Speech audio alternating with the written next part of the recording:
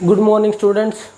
तो यहाँ पर हम बात करेंगे केमिकल काइनेटिक लेक्चर नंबर 5 और टॉपिक रहने वाला है आज आपका मोलिकुलैरिटी। तो जो स्टार्टिंग में बात करेंगे मोलिकुलैरिटी आपका क्या है। मोलिकुलैरिटी, तो मोलिकुलैरिटी एक ऐसा वर्ड है जो आपको ये डिफाइन करके देता है कि कोई भी एटम हो, ठीक है, या आयंस हो या मॉलिक्यूल हो, ठीक है, वो एक साथ उनका कोलिजन बताते हैं, ठीक है, एक साथ उनका कोलिजन कि वो एक साथ कितने नंबर्स में वहाँ पर टकराते हैं।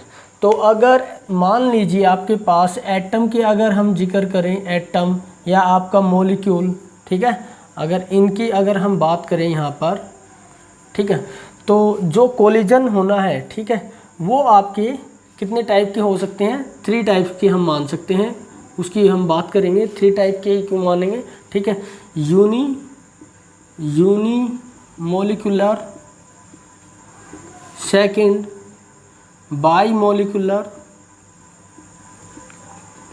Third trimolecular. कहने का मतलब ये है कि एक एटम, ठीक है, एक एटम का ब्रेकिंग, अगर हम यूनी मॉलिक्यूल की बात करें तो यहाँ पर एक जो आपका मॉलिक्यूल है, यहाँ पर हम मॉलिक्यूल को लेंगे, ठीक है, एक मॉलिक्यूल आपका क्या कर जाए, ब्रेक कर जाए, ठीक है, एक ही मॉलिक्यूल अगर आपका ब्रेक कर जाए तो हम उसको बोलेंगे यूनी मॉलिक्यूलर है।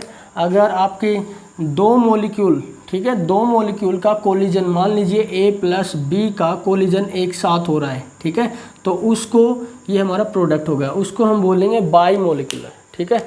और अगर 3 मॉलिक्यूल A B और C मिल करके आपके प्रोडक्ट दे रहे हैं और ये है कि A मॉलिक्यूल, B मॉलिक्यूल और C मॉलिक्यूल आपका यहाँ पर एक साथ उनका कोलिजन हो रहा है, तो हम उसको बोलेंगे ट्राई मॉलिक्यूलर। अब जो ये मॉलिक्यूलर हो रहा है आपका bimolecular, unimolecular, trimolecular, इसी से हम बोलते हैं कि उसकी मोलैरिटी क्या है, ठीक है।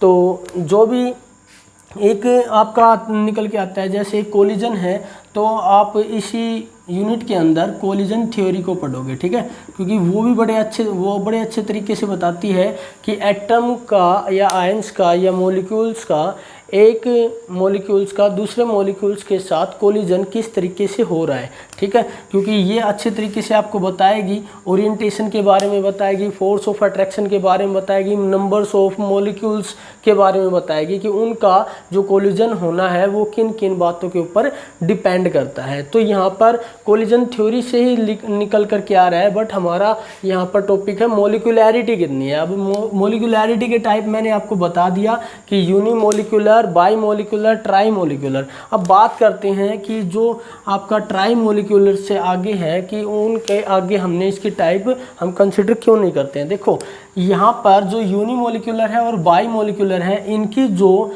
कोलिजन की प्रोबेबिलिटी है वो क्या है, यूनी की, ठीक है, यूनी एंड बाई। ये जो यूनी एंड बाई मोलिकुलर हैं, इनकी जो प्रोबेबिलिटी है, प्रोबेबिलिटी कोलिजन होने की प्रोबेबिलिटी क्या है, सबसे मैक्सिमम है, ठीक है, मैक्सिमम मतलब 2 मॉलिक्यूल एक रिएक्शन के अंदर 2 मॉलिक्यूल्स का एक दूसरे के साथ टकराना सबसे ज़्यादा हमें पाया जाता है। बट जैसे जैसे हम ट्राई की तरफ बढ़ते हैं, ठीक है, जैसे जैसे हम ट्राई की तरफ बढ़ते हैं तो उसकी जो प्रोबेबिलिटी है वो क्या हो जाती है, वो हमें रेयर मिलती है, ठीक है, कहीं कहीं पर हमको देखने को मिलती है। जैसे जैसे अगर ट्राई की हमारे पास रेयर मिल रही है, उसकी कोलिजन की जो प्रोबेबिलिटी है कम मिल रही है, वैसे वैसे आगे हम अगर डील करेंगे ट्राई से आगे तो हमको क्या मिलती है, वो न के बराबर हम ये मान सकते हैं कि जो आपका 4 मॉलिक्यूल का एक साथ टकराना means A plus B plus C plus D, ठीक है, और यहाँ पर प्रोडक्ट आपका बन रहा है। तो इस तरीके का जो कोलिजन है, एक साथ 4 के 4 अगर एक साथ टकराएं तो ये ऐसी रिएक्शन हमें कम देखने को मिलती है। अब बात आती है, हम बात करते हैं किसको लेकर के, आपका यूनिमोलिकुलर क्या है। तो एक एक एग्जांपल हम यहाँ पर उसके करेंगे, ठीक है, इसको मिटा दें।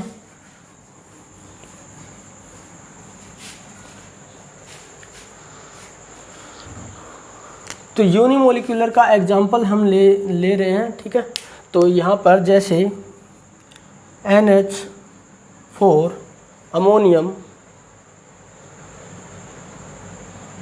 क्लोराइड, ठीक है, अमोनियम क्लोराइड, ये आपका क्या बनेगा, अमोनियम नाइट्रेट। अमोनियम नाइट्रेट का एग्जांपल ठीक रहेगा, ठीक है। तो आपका यहाँ पर ये बनेगा नाइट्रोजन प्लस H2O, 2H2O, ठीक है।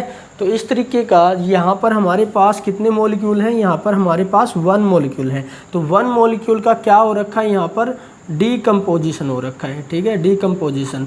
तो इस तरीके की जो यहाँ पर रिएक्शन हमको देखने को मिलती है तो हम उसको बोलेंगे यूनिमोलिकुलर, मीन्स उसकी मोलिकुलैरिटी कितनी हो जाएगी, उसकी मोलिकुलैरिटी उसकी हो जाएगी आपकी 1, ठीक है।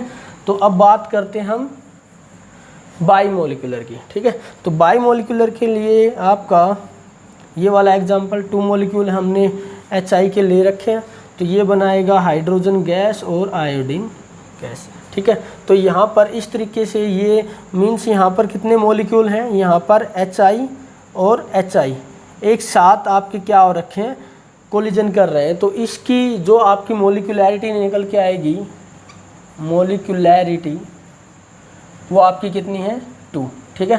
फिलहाल यहाँ पर हम ऑर्डर ऑफ रिएक्शन के बारे में उसको यहाँ पर ले करके मिक्स नहीं करेंगे फिलहाल हमने, क्योंकि इससे जो हमारा प्रीवियस लेक्चर है उसमें हमने ऑर्डर ऑफ रिएक्शन के बारे में पढ़ लिया है, ठीक है। तो एक बात हमें यहाँ पर स्पेशल मोलिकुलैरिटी की ही करनी है। तो यहाँ पर हम मोलिकुलैरिटी का देख सकते हैं कि मोलिकुलैरिटी यहाँ पर आपका जैसे जो आपका स्टोकियोमेट्री कोफिशिएंट, स्टोकियोमेट्री यहाँ पर जो दे रखा है, ठीक है, उसी को ले करके स्टोकियोमेट्री जो भी है आपकी उसी को ले करके कहीं ना कहीं पर मोलिकुलैरिटी भी आपकी वही आ रही है। तो यहाँ पर हम बोल सकते हैं कि मोलिकुलैरिटी के लिए हर एक रिएक्शन में हमें एक्सपेरिमेंट करने की ज़रूरत नहीं रहेगी, ठीक है। अच्छा, और हम बात करते हैं जैसे आपका यूनी हो गया, बाई हो गया, तो कहीं ना कहीं पर हमको इस तरीके से ट्राई मोलिकुलैरिटी भी देखने को मिलेगी, मतलब 3 मॉलिक्यूल का एक साथ कोलिजन भी हमको देखने मिलेगा। तो यहाँ पर जो मोलिकुलैरिटी का जो आपका टॉपिक है उसमें आने वाली समस्या क्या है, ठीक है, क्योंकि यहाँ पर हम अगर कोफिशिएंट को देख करके, ठीक है, कोफिशिएंट को देख करके उसका जो स्टोकियोमेट्री कोफिशिएंट है, ठीक है, जो उसकी स्टोकियोमेट्री है उसको देख करके हम मोलिकुलैरिटी को डिटेक्ट कर सकते हैं। तो इसके अंदर प्रॉब्लम ये आती है कि जो आपकी रिएक्शन होती है वो 2 टाइप्स की हम मान सकते हैं। यहाँ पर इस लेसन से रिलेटेड एक होती है आपकी एलिमेंट्री रिएक्शन, सेकंड होती है आपकी कॉम्प्लेक्स रिएक्शन। और जो मोलिकुलैरिटी हम निकाल सकते हैं वो आपकी रिएक्शन होनी चाहिए एलिमेंट्री रिएक्शन कौन सी होती है, जो 1 स्टेप होती है, जहाँ पर रिएक्शन आपकी 1 स्टेप में कंप्लीट हो जाए। और कॉम्प्लेक्स रिएक्शन के अंदर क्या होता है, वो मल्टी स्टेप होती है, ठीक है,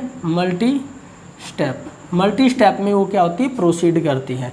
तो अगर आपकी रिएक्शन एलिमेंट्री रिएक्शन है तो आप उसकी मोलिकुलैरिटी डिटेक्ट कर सकते हो। अगर आपकी कॉम्प्लेक्स है तो वहाँ पर आप उसके स्टोकियोमेट्री को ले करके उसका मोलिकुलैरिटी फाइंड आउट नहीं कर सकते। तो फॉर एग्जांपल ऐसा क्या है कि हम को यहाँ पर प्रॉब्लम हो रही है, ठीक है। तो यहाँ पर एक एग्जांपल हम ले सकते हैं, ठीक है, जहाँ पर हमको मोलिकुलैरिटी हमको कुछ अलग देखने को मिलेगी, बट एक्चुअली में उसकी मोलिकुलैरिटी अलग है, ठीक है।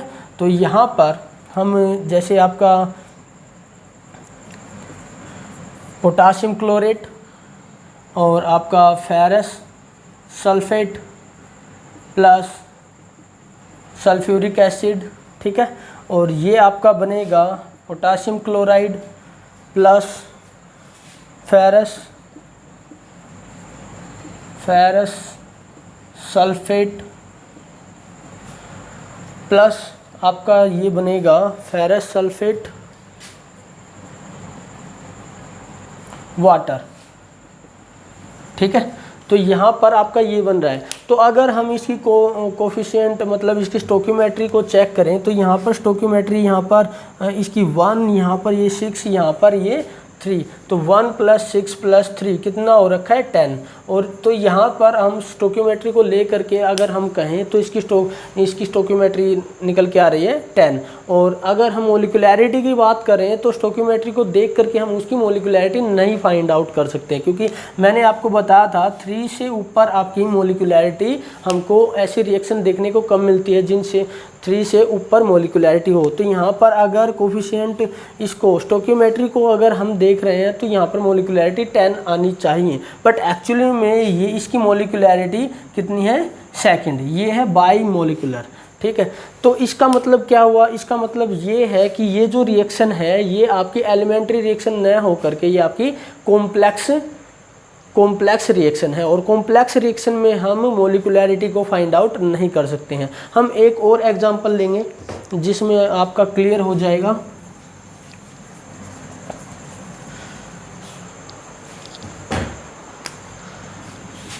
H2O2 negative H2O + O2। ठीक है, ठीक है, तो ये वाली जो रिएक्शन है हमको देखने में ऐसे लग रही है जैसे आपका क्या हो रखा है। यहाँ पर हम क्या कर दें, H2O2 इसको 2 कर दो, इसको 2, बैलेंस हो गई 4 और ये 4 और ये 4। ठीक है, तो यहाँ पर हम बात करते हैं, ये हमको देखने में ऐसे लग रही है कि जैसे ये आपकी एलिमेंट्री रिएक्शन है, ये आपकी एलिमेंट्री रिएक्शन है, बट एक्चुअली में ये कैसी रिएक्शन है, कॉम्प्लेक्स रिएक्शन है। इसके अकॉर्डिंग इसकी स्टोकियोमेट्री हमको क्या मिलेगी, आपकी 2 हमको स्टोकियोमेट्री देखने को मिलेगी। बट एक्सपेरिमेंटली हम ये इसको अगर फाइंड आउट करें इसके ऊपर तो हमें पता चला कि ये वाली रिएक्शन कैसी है, कॉम्प्लेक्स रिएक्शन है।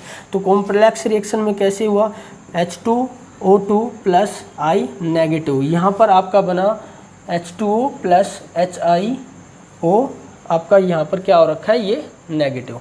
अब आपका एक और मॉलिक्यूल आपका H2O2 का आया और यहाँ पर इसके साथ रिएक्शन कर गया IO नेगेटिव, तो आपका ये बनेगा IO नेगेटिव। तो यहाँ पर आपका बनेगा H2O, ठीक है, H2O + O2 और आपका I नेगेटिव बाहर। ठीक है, तो यहाँ पर ये आपका 1 स्टेप, ये आपका सेकंड स्टेप। तो हमको यहाँ पे पता चला कि ये वाली जो रिएक्शन है वो कैसी रिएक्शन है, आपकी कॉम्प्लेक्स रिएक्शन है। तो अगर कॉम्प्लेक्स रिएक्शन आपके पास है तो आप उसकी मोलिकुलैरिटी को फाइंड आउट नहीं कर सकते। तो अभी हम क्या करें, तो बेटर आपके लिए ये रहेगा कि आपका जो भी ये जो आपका केमिकल काइनेटिक लेसन है उसमें जितना हो सके आप उसकी रिएक्शन को स्टडी करो, क्योंकि जितनी ज़्यादा आप रिएक्शन की स्टडी करोगे उतनी रिएक्शन के बारे में आपको पढ़ने को मिलेगा और आपके माइंड में ये आएगी कि ये कौन सी किस आपकी इसकी मोलिकुलैरिटी कितनी है। नहीं तो आप क्या कर सकते हो, सारी जो केमिकल काइनेटिक जो आपका लेसन है ऑलमोस्ट आपका किस से लेकर के चला आता है, ये आपका आता है किसमें, एक्सपेरिमेंटली डिटेक्शन। अगर आप यहाँ पर देखो राइटिंग के दौरान आप एक्सपेरिमेंट नहीं कर सकते हो, तो सबसे बेटर तरीका है कि जितनी रिएक्शन है ज़्यादा से ज़्यादा आप इनके बारे में पढ़ लो और फिर आप उसकी मोलिकुलैरिटी को फाइंड आउट करो। ठीक है, फिलहाल आपका मोलिकुलैरिटी कंप्लीट।